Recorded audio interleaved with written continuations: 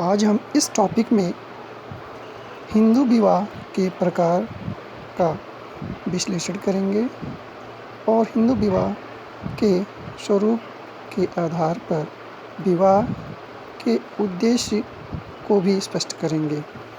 PN. प्रभु तथा KM. कौपड़िया ने हिंदू विवाह के उद्देश्यों को 3 मुख्य बिंदुओं के आधार पर स्पष्ट किया है।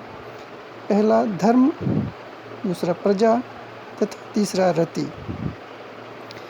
धार्मिक क्रियाओं को करने के लिए हिंदुओं के लिए विवाह एक आवश्यक संस्कार है।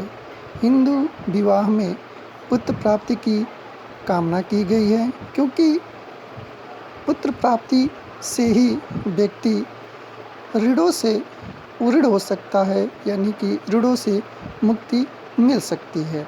हिंदू शास्त्रानुसार 5 प्रकार के ऋण बताए गए हैं, जैसे देव ऋण, ऋषि ऋण, पितृ ऋण, अतिथि ऋण तथा भूत ऋण।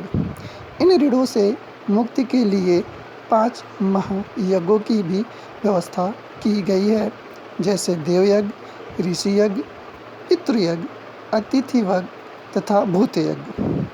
विवाह का जो उद्देश्य होता है वो मुख्य रूप से अपने उत्तरदायित्वों, कर्तव्यों का निर्वहन करना ही माना गया है। मनु के अनुसार विवाह का जो स्वरूप है वो 8 प्रकार के हैं, जिसमें 4 ब्रह्म विवाह, देव विवाह, आर्ष विवाह, प्रजापत्र विवाह को उच्च कोटि में रखा गया है, जबकि 4 असुर, गांधर्व, राक्षस एवं पैशाच विवाह को निम्न कोटि के अंतर्गत रखा गया है। अब हम हिंदू विवाह के इन विभिन्न स्वरूपों का संक्षिप्त में वर्णन करेंगे। प्रथम है ब्रह्म विवाह। यह विवाह का वो स्वरूप है जिसमें सुंदर गुणवान वर को अपने घर बुलाकर वस्त्र आदि देकर कन्यादान करके ही किया जाता है। इस विवाह से उत्पन्न पुत्र 21 पीढ़ियों को पवित्र करने वाला होता है, ऐसी मान्यता है। दूसरा है देव विवाह। यह एक प्रतीकात्मक विवाह है जिसमें यज्ञ कराने वाले पुरोहित को कन्यादान दी जाती है। ऐसा माना जाता है कि ऐसे विवाह देवताओं के साथ होता है। इससे देवदासी प्रथा का भी प्रचलन माना जाता है। तीसरा है आर्ष विवाह। आर्ष से तात्पर्य ऋषि से है। जब विवाह के लिए इच्छुक ऋषि द्वारा कन्या के पिता को एक जोड़ा बैल और एक गाय दिया जाता है, तब यह विवाह संपन्न माना जाता है।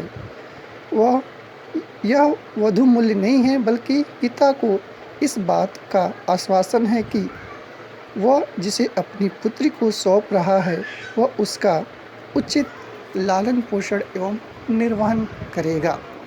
चौथा है प्रजापत्य विवाह। यह विवाह का वो स्वरूप है जिसमें कन्या के पिता द्वारा वर को आशीर्वाद देते हुए इस वाक्य का उच्चारण किया जाता है कि तुम दोनों एक साथ मिलकर आजीवन धर्म का आचरण करो।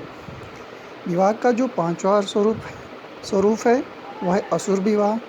यह एक निम्न कोटि का विवाह माना जाता है, जिसमें कन्या का पिता कन्या का मूल्य लेकर विवाह करता है, अर्थात एक प्रकार से इसे वधू को बेचने या बेटी को बेचने जैसा कृत्य भी शामिल है।